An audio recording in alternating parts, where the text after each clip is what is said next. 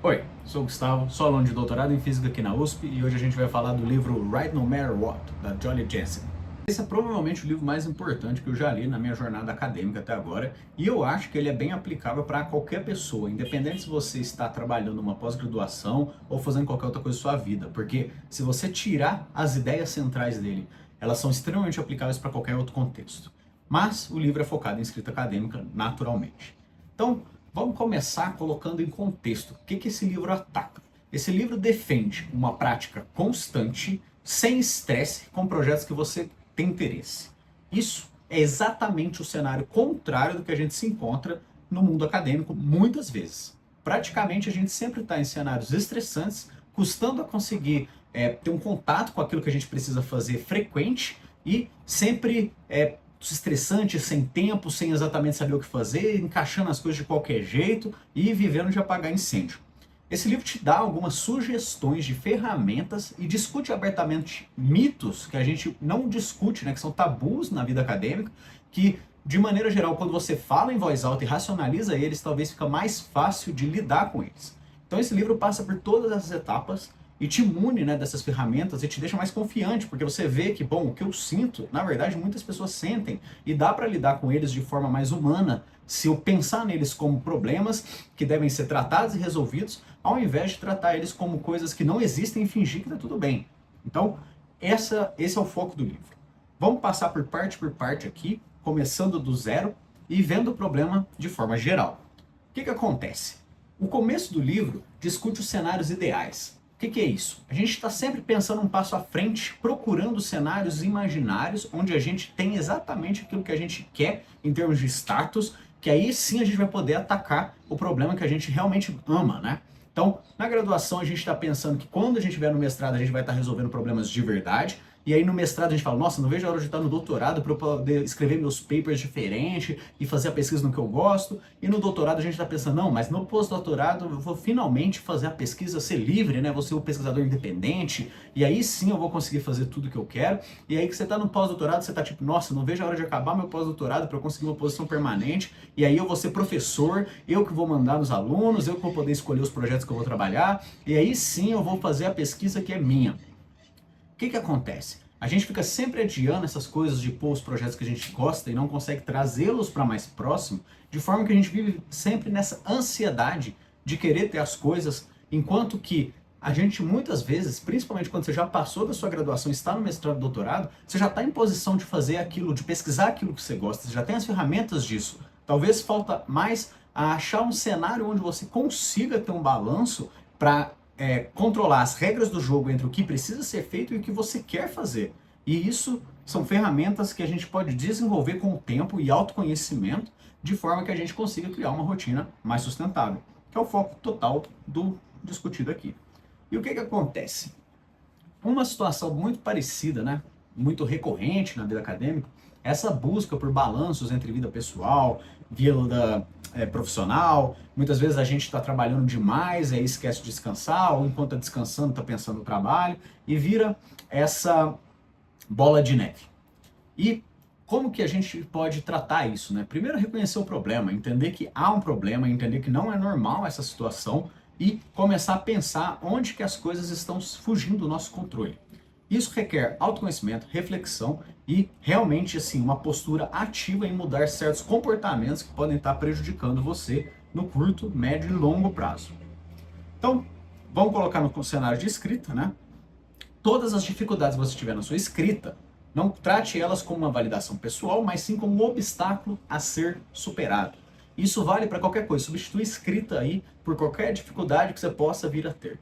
Trate-as como obstáculos a serem superados, não como uma validação de você como pessoa. Para isso, o livro propõe uma técnica que eu acho muito legal. É uma coisa que eu pensava muito e esse livro parece que pôs os nomes, né, nas coisas que eu tinha interesse de perseguir, né, da postura que eu gostaria de adotar, principalmente no meu mestrado, que foi a parte mais estressante, eu diria, da minha vida acadêmica até agora. E ele pôs um nome assim, e eu falei, nossa, era exatamente isso que eu buscava. O livro fala para você adotar a postura ou atitude de um artesão. O que isso quer dizer, né? O que um artesão tem a ver com a minha vida acadêmica? Um artesão, no geral, né, uma pessoa que trabalha com trabalhos manuais, ele deve ser, antes de tudo, muito paciente. E o trabalho manual, muitas vezes, é visto diferente, né, do trabalho teórico, ou trabalho mais abstrato, porque ele é literalmente um trabalho que você aprende uma habilidade.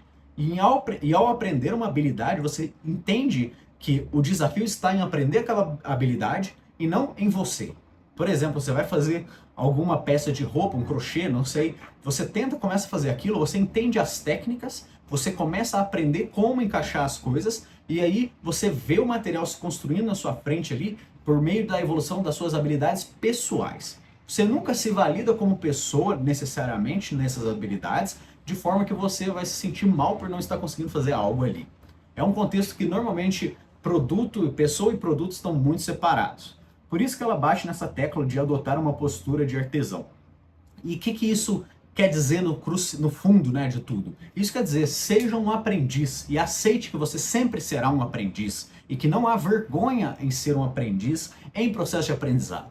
Porque, de novo, independente do quanto o senhor e a senhora estude aí do outro lado da tela, a ignorância será sempre maior do que a quantidade de coisas que você sabe. Então bota o pé no chão, fica tranquilo e vamos procurar aprender o máximo possível de forma mais saudável e não de maneira crítica, né, autocrítica ou autodestrutiva. Eu acho essa postura, assim, o alvo de qualquer pessoa, independente do que faça. O que acontece?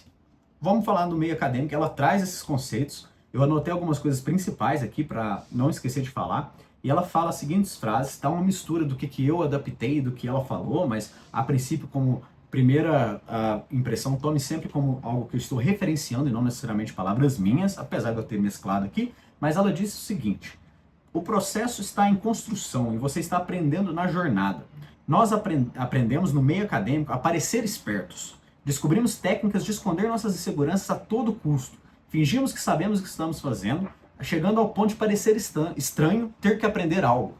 Quantas pessoas não se sentem assim? Pô, se eu tenho que aprender algo, é porque eu sou ruim nisso. Eu já deveria saber. Isso não poderia estar mais longe da realidade, sabe? E, assim, quando isso acontece, a gente corre o risco de perder o interesse em algo que a gente sempre lutou para chegar. Então, por exemplo, o meu mestrado, eu acho que foi muito isso que aconteceu, sabe? Eu acho que essa frase está interconectada demais com os sentimentos que eu senti. E isso acaba, e foi exatamente dito e feito, sabe? Comecei a me validar pelos resultados, perdi o interesse. E aí, enquanto isso, né, na academia, tudo pode parecer ofensivo e humilhante quando você tem que trabalhar para desenvolver suas habilidades. Ou seja, se existe uma coisa a ser aprendida, um trabalho a ser feito e você tem que aprender algo para fazer ele, isso no meio acadêmico é muitas vezes, né, tido como humilhante pessoalmente, pode ser algo até interno. Existem grupos ruins que isso se torna até externo, mas muitas vezes é algo que parte dentro para fora do aluno. Não sei se vocês se sentem assim, mas eu, pelo menos, muitas vezes, quando eu tive esse problema, foi interno, né? Começou de dentro de mim para fora. E tudo te dá a impressão que tem que ser inato, ou seja, eu tenho que nascer assim, tenho que saber fazendo isso. Isso não é mais nada, assim, isso é completamente fora da realidade, sabe? No geral, a gente finge que sabe, esconde nossa segurança, mascara nossas incertezas, né? E finge que somos melhor do que somos. E isso, no geral, toda vez que a gente age assim, a gente perde uma oportunidade de aprender. E toda oportunidade de aprender sendo jogado fora, a gente está se distanciando daquilo que a gente se propôs, principalmente no mundo acadêmico, né? No mundo acadêmico, nossa, assim, de novo, proposta é gerar debate científico e aprender no caminho. Não é o contrário, né? Ter todas as respostas para ser uma biblioteca de dar resposta para os outros. Aí tem uma frase que eu achei muito boa dela, que é a seguinte: To overcome the academic prose, you have first to overcome the academic pose.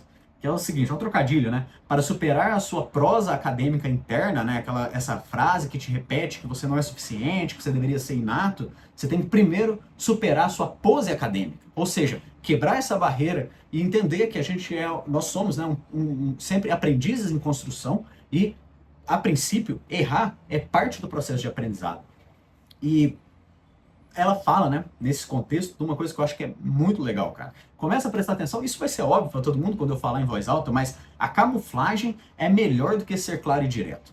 O medo de rejeição de ser exposto é a razão fundamental por trás do que a autora chama de culto da obscuridade no mundo acadêmico. O que é isso? Faz isso ser o mais complicado possível de entender que você vai se tornar imune a críticas. Ou seja, sabe quando as pessoas vão te explicar algo e eles falam, ah, não, porque o fulano de tal já mostrou isso em 1900 e bolinha, que é a equação de não sei quem, pelo princípio de não sei quem, e aí você começa a perguntar, mas como que é esse princípio? Como que é isso? A pessoa vai travando, mas o argumento de autoridade está sempre lá presente. Ou você pega textos extremamente difíceis de ler, porque a pessoa está claramente escondendo o medo de ser criticada por trás daquilo.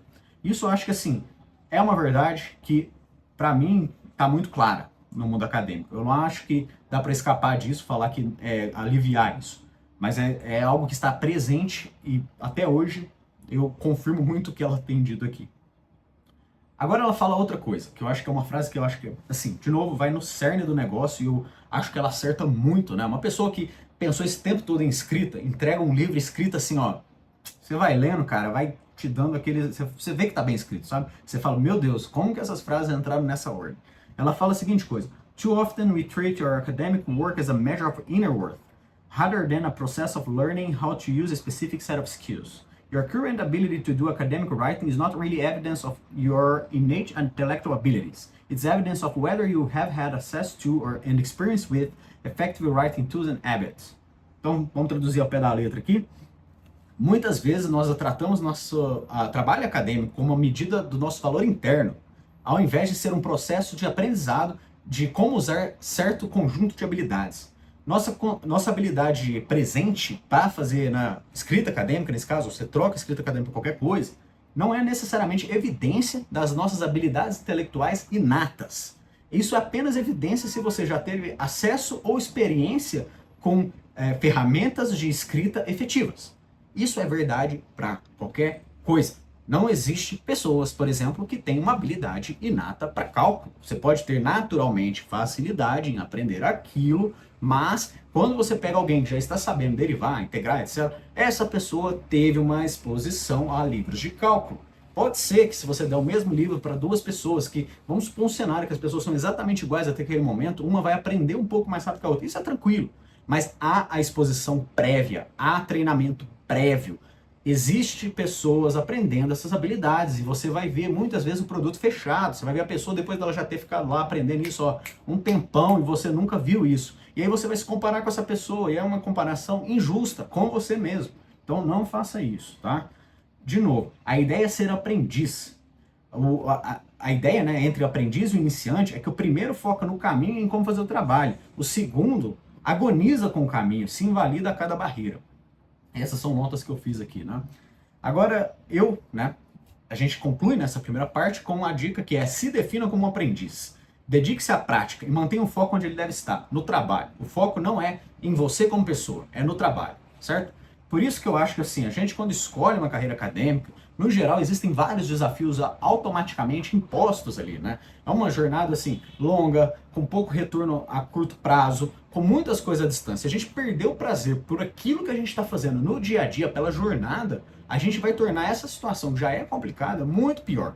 Então, não tire o foco do curto prazo em termos de processo. Por isso, crie uma métrica, né, para você se autoavaliar nesse percurso de forma que seja construtiva e não destrutiva.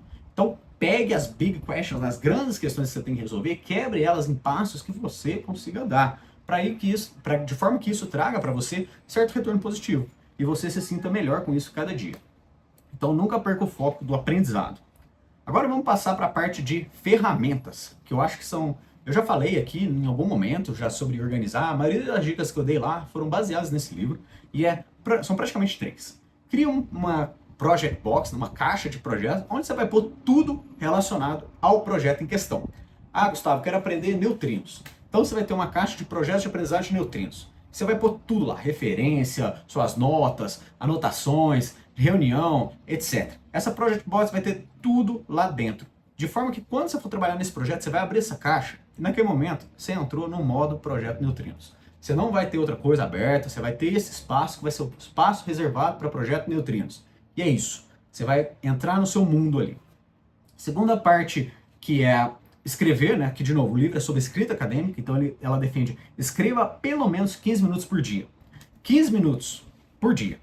nada mais que isso, a priori, você vai começar por isso. Isso é a melhor desculpa que você arruma para arrumar mais tempo, cara. Você começa 15 minutos, quando vê você já tá fazendo meia hora, uma hora, e você vai ver que as outras atividades que você tem no seu dia não vão se atrapalhar. Você vai descobrir que o seu tempo estava sendo alocado de forma errônea e você pode realmente começar a trabalhar melhor essas coisas, porque você vai notar a quantidade de vezes que você, sem querer, né, estava ocupando seu tempo com coisas que não são tão prioridade para você no presente momento, enquanto aquele projeto. E aqui você pode trocar escrever 15 minutos por dia por ler 15 minutos por dia, trabalhar não sei o que em 15 minutos por dia, qualquer atividade. Começa por aí. Contatos pequenos e frequentes são muito mais importantes do que bursts de dedicação ou alocar 57 horas para fazer um projeto.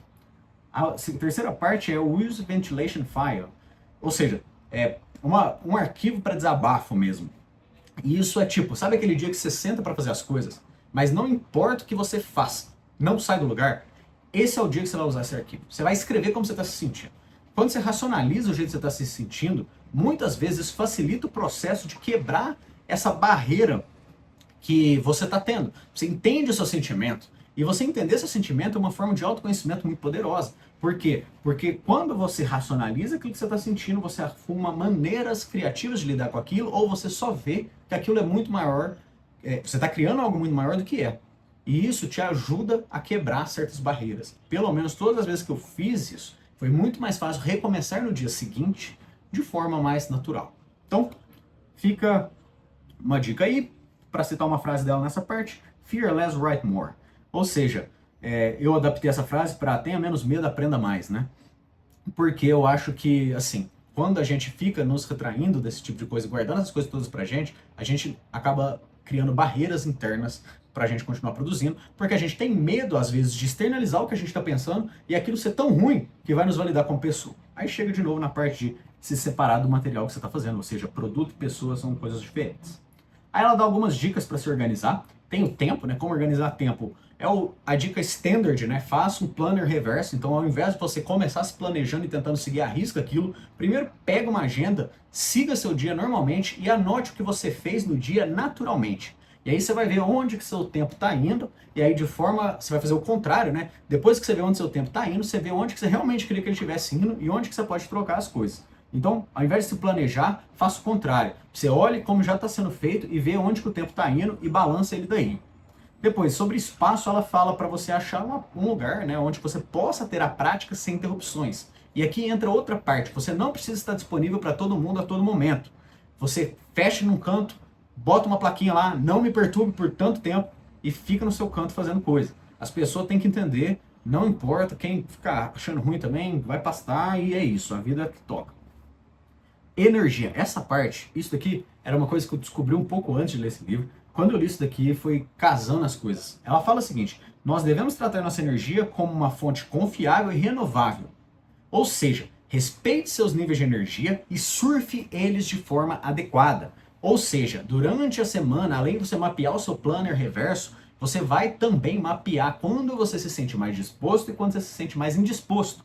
E aí, quando você tiver sua lista de atividades, você vai alocar atividades que requerem maior disposição com momentos que eu estou mais disposto e vice-versa. Dessa forma, você consegue surfar seus níveis de energia de maneira que todo pedaço do seu dia que for dedicado a trabalho vai ser bem aproveitado. Isso, assim, quando eu comecei a fazer isso, encaixar essas pecinhas, cara, isso ajuda muito, muito mesmo. Você começa a ver que tarefa que você pode fazer e o que vai dar errado se você fizer naquele horário. Isso, pra mim, assim, ó, é muito bom. Enquanto isso, né, se a gente for olhar a realidade, o padrão na academia é o trabalho até cair, né? Você chega no seu dia, tá bom, com sorte você vai ser uma pessoa que descansou, que também não acontece, mas vamos supor que você chegou descansado, você vai trabalhar ali, ó, até você cair no chão duro, e aí você vai dormir, acorda no outro dia, faz de novo. Aí você vai ficar repetindo isso, repetindo isso, repetindo isso, que com o passar do tempo você vai estar exausto, morto, pedindo arrego e odiando tudo que você faz, né? Pra mim, na minha experiência, isso foi a maior mudança de chave. Bater os níveis de energia com as tarefas, pra mim, assim, se eu pudesse falar assim, uma dica pra você daqui pra frente, é essa. Essa é a mais importante de todas pra mim. É uma das que, assim, foi muito boa. No início eu me senti culpado, porque eu ficava assim, nossa, mas eu tô jogando isso para outro horário, será que eu vou conseguir fazer? Eu não tô conseguindo. Eu ficava me sentindo mal por realocar as coisas, porque eu queria ver tudo feito. E eu comecei a notar que, independente do que eu fazia, tudo o resto que já estava lá antes, começou a ser feito automaticamente também, nunca atrapalhou nada. Ao contrário, eu comecei a fazer mais coisas no meu dia. E isso, pra mim, foi assim, sem preço. Foi realmente uma das coisas que eu mais gostei. Agora vamos entrar na parte polêmica, hein? Essa parte aqui, cara, quando ela vai dando o nome das coisas, ela vai criando os nomes, outros são nomes standards dos grandes mitos da academia, né? E isso, assim, eu já passei por todos, não sei vocês. Vamos começar aqui, olha. Cuidado com se convencer que algo indo errado no processo diz sobre algo indo mal com você como pessoa. O aprendizado é o foco e a dificuldade é algo presente. Faça o que tem que ser feito e aprenda aquela habilidade enquanto a realiza. Mude a estratégia se necessário, mas não misture você com o que você faz. Esse daqui eu não sei se fui eu que escrevi ou se é um mito dela, mas isso é importante, tá? E aí outra coisa. Começa a segunda parte, né, que é relacionada ao mito, que é feedback. Muitas vezes a gente toma na academia feedback crítico como negativo, né? Quantas defesas de mestrado, doutorado que eu saí, que as pessoas falam, nossa, mas tal pessoa foi grossa, não sei o quê. E na minha opinião, a pessoa só está fazendo o trabalho dela, certo? O trabalho de uma pessoa que está te dando orientação, o trabalho do seu amigo que está assistindo ali, lógico, existem como fazer essas coisas de forma mais construtiva, mas muitas vezes uma pessoa que está simplesmente fazendo uma crítica, e uma crítica no debate científico deve existir. Não existe trabalho científico que não deva ser criticado. E crítica tem uma conotação negativa, mas não deveria. Críticas são boas, são coisas boas. Você quer buscar críticas, você quer crescer com o seu trabalho. Você quer trazer coisas diferentes para o seu trabalho. Você quer melhorar ele. E não existe melhora sem crítica. Não existe trabalho perfeito sem, assim, você refazer ele várias vezes. Então, crítica e feedback são coisas importantes para você quebrar essa primeira parte. Porque uma vez que você separa produto de pessoa, você entende que você pode melhorar o produto com feedback positivo. E é isso que você deve procurar, certo? Você não pode levar críticas como pro lado pessoal. Aí a gente vai pro segundo mito, que ela chama de Magnum Opus Myth. Não sei lá se é assim que pronuncia isso. Mas é assim, meu trabalho, eu traduzi da seguinte forma, né? Meu trabalho tem que ser uma coisa de outro mundo. Traduzir para mineirês mesmo, vocês que se lidem com isso daí. Mas é o seguinte, esse daqui, assim, eu me acerto em cheio, certo? Eu vou ler as coisas que eu escrevi, porque essa parte eu realmente dediquei a escrever o textinho, então eu vou tomar a liberdade de ler ao invés de falar, porque eu acho que tem coisas muito importantes aqui, eu não queria perder o conteúdo. Então eu escrevi dessa forma. Essa me acerta em cheio. É a sensação que todo trabalho nosso tem que ser uma peça magnífica. Mesmo que nunca tenhamos feito um artigo antes, nosso primeiro tem que ser o artigo que vai mudar gerações.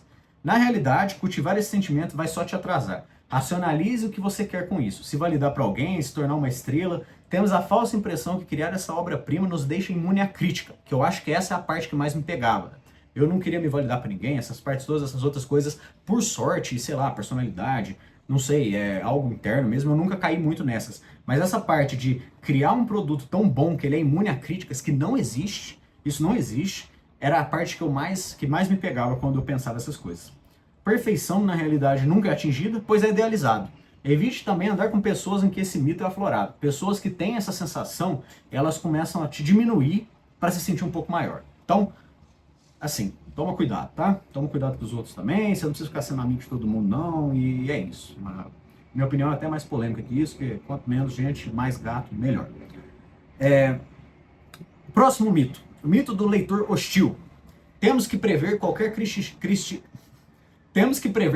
criticismo e já evitar todas as habilidades ou possibilidades antes delas acontecerem. Ou seja, você está lá escrevendo seu artigo, você já começa a pensar, tal pessoa vai perguntar isso, então vou pôr isso aqui no texto já. E aí você começa a fazer isso. Tipo, isso é bom até certo momento, certo? Você saber quais são os possíveis pontos mais fracos do seu trabalho, isso é bom. Porém, chega um momento que você vai estar também querendo caçar pelo em ovo, sabe? Você vai começar a procurar várias coisas para fazer, várias coisas, e vai ficar chutando, e fica uma bola de neve, no fim das contas você não vai querer terminar seu trabalho. Aí, o que acontece? O melhor jeito de evitar ser exposto como ruim em algo é não fazer essa atividade. Por isso que escrita é tão difícil, sabe? Escrita, cara, não tem algo mais íntimo talvez que escrita, a não ser falar assim. Mas o melhor jeito de você evitar ser ruim em qualquer atividade é não fazer nela, certo? Tanto é que eu sou o melhor jogador de futebol desde que eu parei de jogar. Ninguém nunca mais falou que eu sou ruim. Em contrapartida, na hora que somos forçados a fazer algo que requer exposição e não nos livramos desse mito, nós tentamos escrever o cenário mais difícil do mundo para que nós parecemos espertos. Mas nisso, né, naturalmente, vamos ser inteligíveis. Muitas vezes, complexidade sem contexto é simplesmente manifestação da síndrome do impostor. Isso aqui eu acho que fui eu que escrevi, ficou chique, então ponto pra mim aí, ficou legal. Mas isso é verdade, tá? Complexidade sem contexto é muitas vezes manifestação de uma pessoa querendo se esconder atrás de algo que é difícil de ler, certo? Isso acontece muito começa a prestar atenção num padrão, né? Você, quando entra na graduação, suas apresentações vão ser muito mais jargão, citar nome dos outros, se esconder atrás de referência. Quando alguém pergunta, por que isso funciona? Você vai falar, porque eu vi no artigo tal. Então, você tira a responsabilidade de você saber as coisas, porque se a pessoa então quer questionar o que está certo e errado ali, ela que questione a pessoa que escreveu, não sou eu, sou só um mensageiro. E isso, assim, ao passar do tempo, você vai ganhando certa maturidade para ver que você tem que digerir o assunto e tratar ele nas suas palavras. Então isso é importante. Vamos para o próximo, o mito do impostor. Esse, cara, esse daqui, assim, se fosse para escolher o mito mais frequente da academia, esse provavelmente é o maior, né? Que é, qualquer coisa que eu fizer vai me revelar ser uma fraude. Eu sempre penso nessas coisas, eu sempre penso muito nesses mitos. E a gente, muitas vezes, é forçado na academia, ou, isso, acho, de novo, qualquer lugar, né? Como se fôssemos perfeitos, escondendo nossas falhas a todo custo. O que normalmente retorna pra gente é exatamente o contrário. E esse é um mito, porque nas palavras da autora, nunca é sobre quanto você fez. E é sempre o quão inadequado você se sente, independente do quanto você tenha alcançado. Ou seja, não é sobre o que você realmente entregou. Você continua se sentindo mal, independente do quanto você alcançou. Então isso acontece muito, como quando pessoas terminam um mestrado, isso daí foi muito meu caso, né? Não sentia muito igual, não me sentia mestre ali, sabe? Eu cheguei ali e falava, gente, que estranho, né? Tipo, será que eu só não dei uma sorte imensa durante 6 anos? E é isso.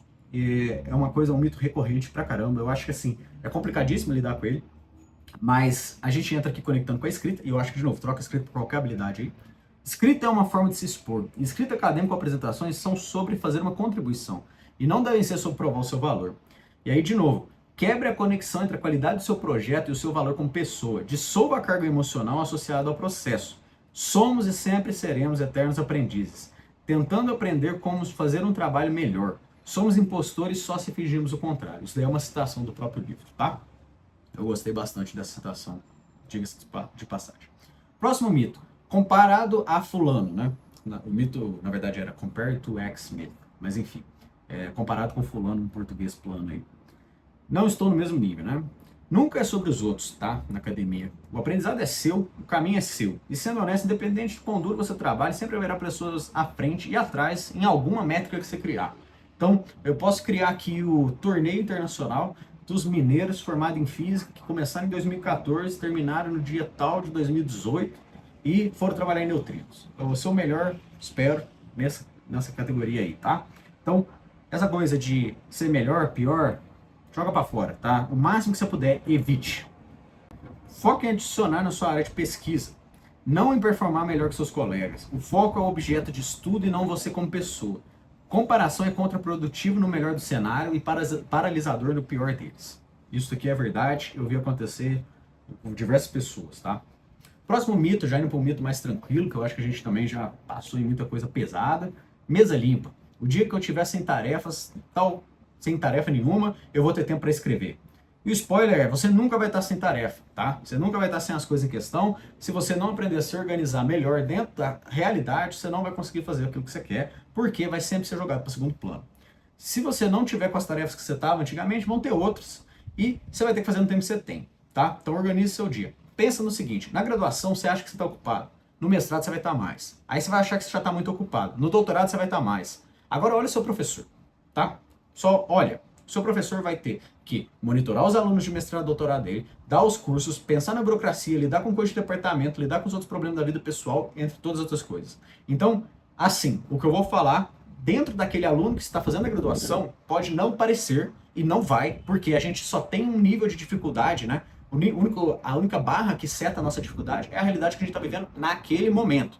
Então, o aluno que está na graduação, para ele aquilo vai ser a maior dificuldade que existe, enquanto que quando o aluno estiver no mestrado, aquela vai ser a maior dificuldade que existe. É tipo, sei lá, você ir na academia, começar hoje, você vai estar levantando 1, 2 quilos ali num exercício, e daqui 10 meses você vai estar fazendo com 10. E aí você nem vai lembrar como é fazer com 1, mas um dia fazer com 1 quilo ali foi sua maior dificuldade. Isso é verdade. Então quando eu falar assim, quando eu falar o que eu vou falar agora, não é porque eu estou dizendo que você, aluno de graduação, tem que fazer mais. Mas prestar atenção nessas coisas, que pensar que a longo prazo você vai estar sempre mais ocupado, porque surgem novas responsabilidades conforme você avança na sua carreira, isso é verdade.